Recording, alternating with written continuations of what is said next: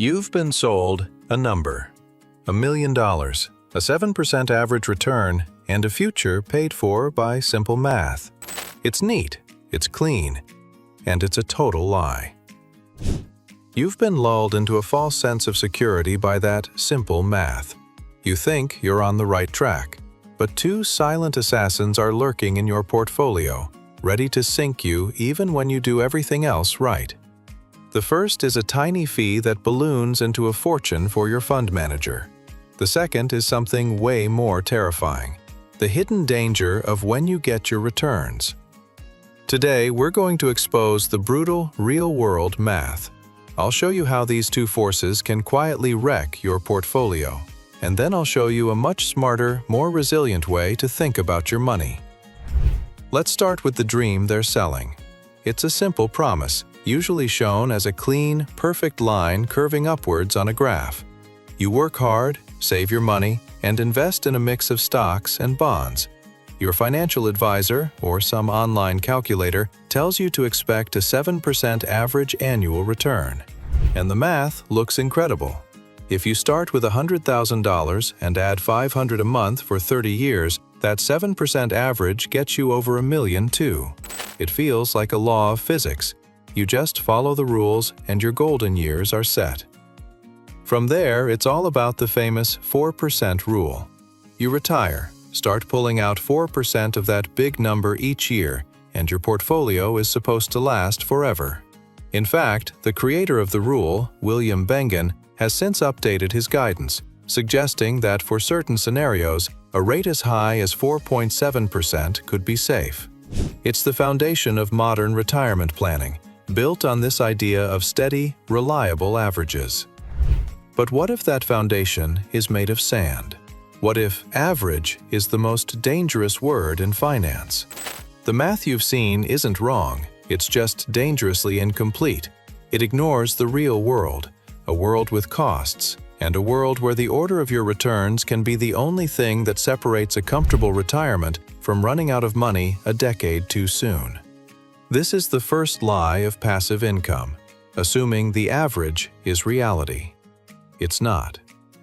Now, this information is for educational purposes only and should not be considered as financial advice.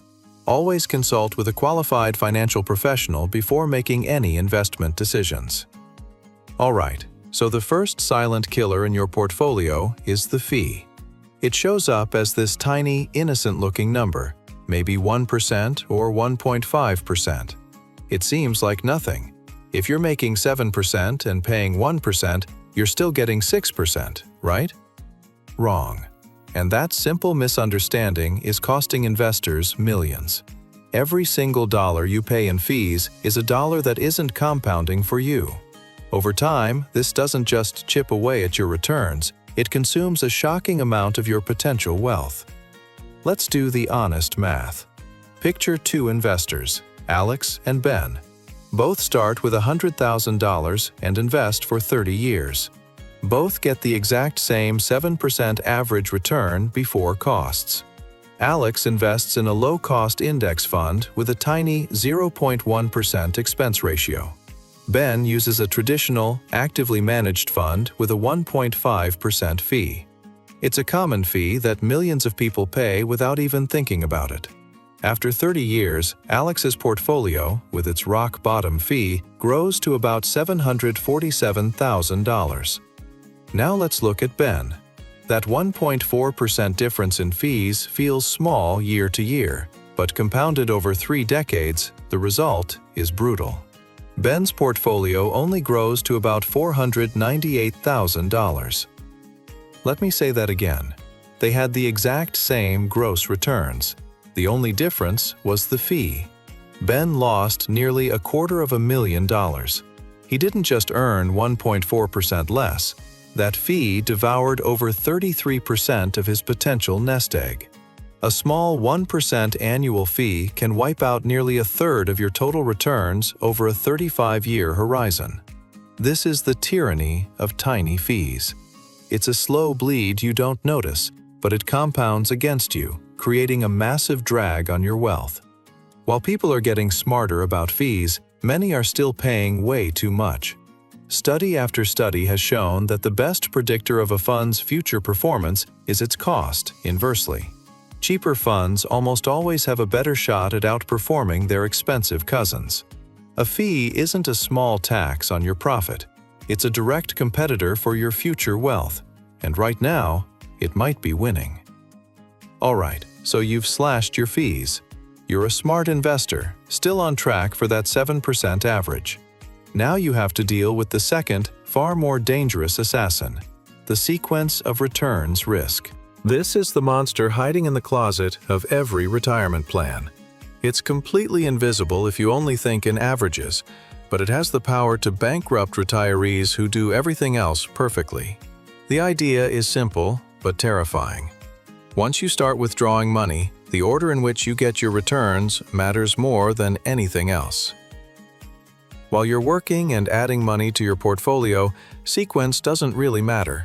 A few bad years can be balanced out by a few good ones, but the second you retire and start taking money out, the game flips.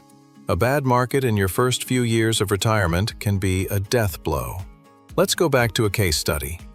Meet Sarah and Tom. They both retire with identical million-dollar portfolios. Both plan to withdraw $40,000 a year, adjusted for inflation. And over the next 20 years, they both end up with the exact same 7% average annual return. Simple math says they should both be fine. But they're not. Sarah retires just as a bull market begins. Her first few years are great, up 15%, up 12%, up 20%. When she pulls out her $40,000, she's selling a tiny piece of a growing portfolio. Her nest egg thrives, and she lives out her days a multi-millionaire. Tom isn't so lucky. He retires right before a bear market. His first few years are a bloodbath, down 20%, down 10%, up 5%.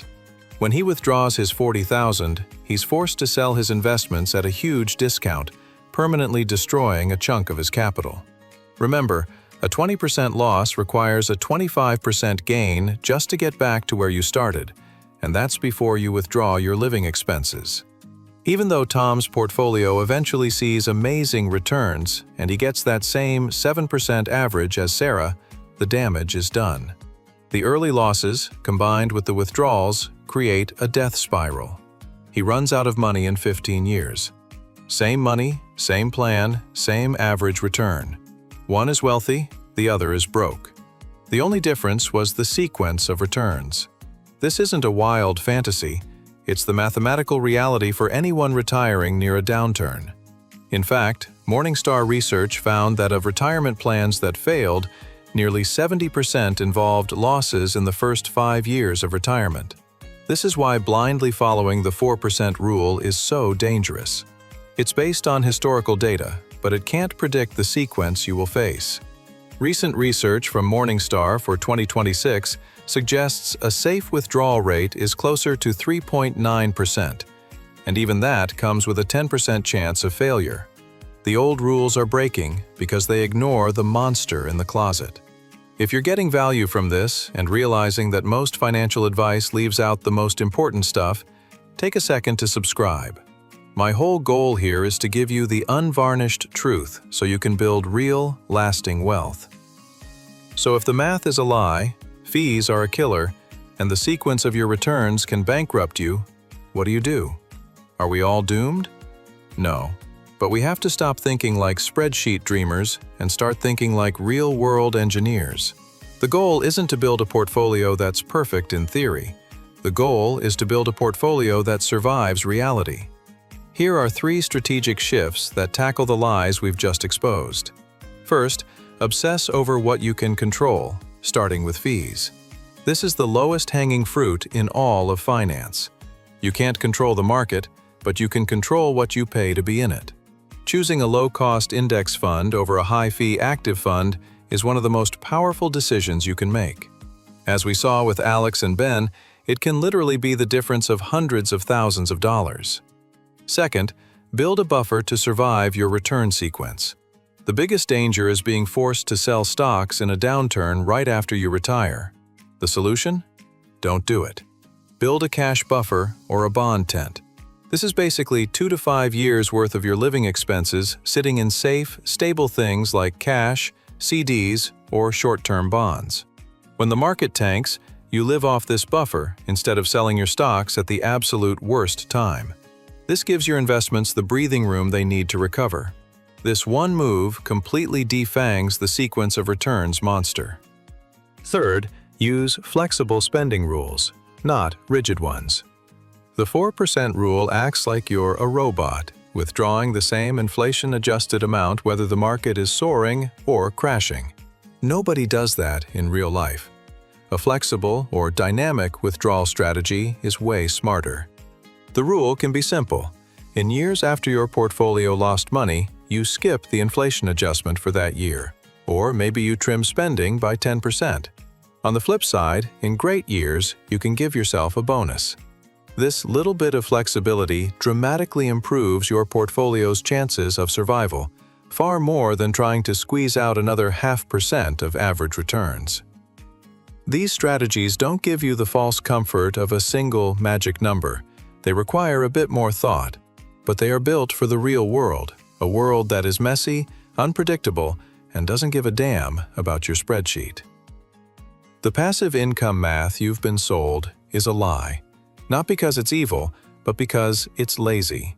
It tells a simple story of smooth sailing and predictable results in a world that's anything but. The truth is, your financial future is being attacked by two hidden forces: the slow, compounding drain of high fees and the sudden, devastating risk of a bad market at the wrong time. But by understanding these forces, you take back control. You can build a plan that isn't just profitable, but resilient. A plan that can take a punch from the real world and keep standing. Stop chasing a magic number and start focusing on what actually works. Cutting costs, building buffers, and staying flexible. The math of retirement isn't a simple equation to be solved. It's a dynamic system to be managed. And now, you know how to manage it. What's the biggest financial myth you've recently stopped believing? Let me know in the comments below.